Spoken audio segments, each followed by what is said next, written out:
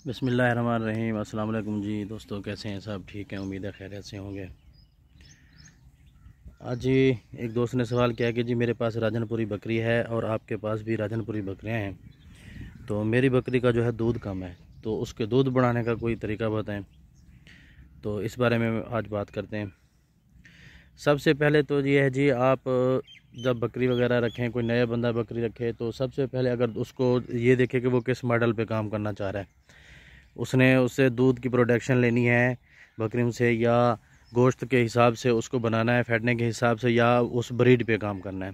पहले तो आपके जहन में ये होना चाहिए कि भाई आप जो बकरी ले रहे हैं वो किस मकसद के ले रहे हैं।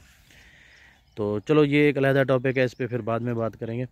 तो आज हम बात कर रहे हैं कि बकरी का दूध कैसे बढ़ाना चाहिए, राजनपुरी बकरी का। बाकी मुख्तलिफ और भी ब्रीड है पाकिस्तान में, उनका दूध वैसे भी नस्ल के हिसाब से ज़्यादा होता है। राजनपुरी बकरी का दूध थोड़ा सा कम होता है, लेकिन ये बहुत ही साफ़ सुथरा और अच्छा दूध होता है इसका ना, जिस तरह के भैंस का दूध नहीं होता इस तरह का होता है। तो मुख्तलिफ़ तरीके इस्तेमाल करके बकरियों का दूध जो है, हमने अपने तजर्बे से इंशाअल्लाह अल्हम्दुलिल्लाह जो है 1 से 2 लीटर और 2 लीटर से 3 लीटर तक भी एक बकरी हमारा जो डेली हम उससे इतना दूध लेते हैं, जो अपने बच्चों को भी आसानी से पाल लेती हैं, और जो उसका दूध बचता है वो बाकी बकरियां जो कम दूध पे होती हैं तो वो दूसरे उनके बच्चों को हम पिला देते हैं। तो आज हम बात करेंगे एक ऐसे नुस्खे के बारे में जो बहुत ही कारआमद है और आसान सा और सस्ता सा और घरेलू चीज़ों से बनता है।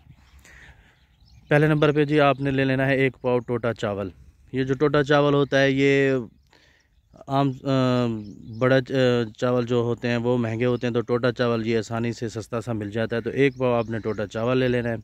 तो उसमें आपने 1 पाव फिर गंदम मिक्स करनी है, और तीसरे नंबर पे 1 पाव मकई, उसका दलिया, वो आपने इसमें मिक्स करना है।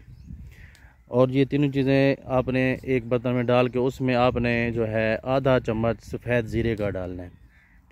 तो ये आपने अपनी बकरी को शाम के वक्त देना है। जब आप देखें, जब आपकी बकरी शाम के वक्त आपने इसको अंदर बाड़े में खड़ा कर दिया, खुराक वगैरह इसने खा ली है, तो ये एंड पे आपने उसको खिलाना है। तो ये टोटल 3 पाव बनता है और इतना महंगा भी नहीं है। तो ये आप इंशाल्लाह 8 दिन तक इस्तेमाल करें, और आप सुबह फिर नोट करें कि भाई आपकी बकरी का दूध जो है वो बढ़ा हुआ है। और ये कोई इतना महंगा नुस्खा भी नहीं है। राजनपुरी बकरियों पे ये हमने अपना ये नुस्खा आजमाया है, तो अल्हम्दुलिल्लाह हमने अपनी बकरियों का दूध जो है खातिर खा इस नुस्खे से बढ़ाया है। क्योंकि ये देखें, ये सारे के सारे अनाज हैं, और अनाज में आपको ख़ुद पता है कि वो कितनी ताकत होती है। तो वो एज़ ए ख़ुराक इसको खाएंगी तो इंशाल्लाह जो है अपने दूध में भी इजाफ़ा करेंगी।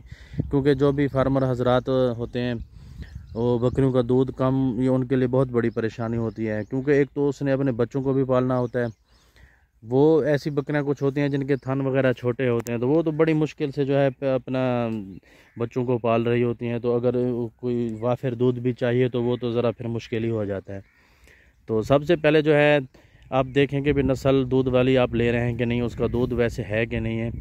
तो पहले नंबर पे तो इस चीज़ का आपने ख्याल रखना है। दूसरे नंबर पे आप उसकी दूध बढ़ाने के लिए ये नुस्खा इस्तेमाल करें तो इंशाल्लाह आपकी बकरी का दूध जो है वो पहले से ज़्यादा होगा। और वैसे आजकल हमारी बकरियां जो वो चराई पे जा रही हैं, क्योंकि ये देखें गंदम की फसलें हमारी बिल्कुल तैयार हैं, बारिश की वजह से कुछ लेट हो गई हैं।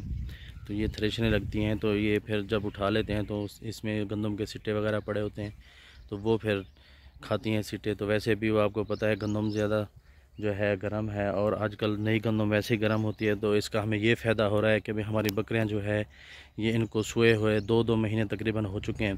तो ये नेक्स्ट जो है इंशाल्लाह फिर ये हीट पे आ जाएंगी, तो फिर ये इंशाल्लाह नेक्स्ट सीज़न के लिए भी तैयार हो जाएंगी। क्योंकि आजकल जो बकरियां क्रॉस होंगी वो 5 महीने बाद सितंबर के एंड में, अक्टूबर में जाके वो बच्चे देंगी।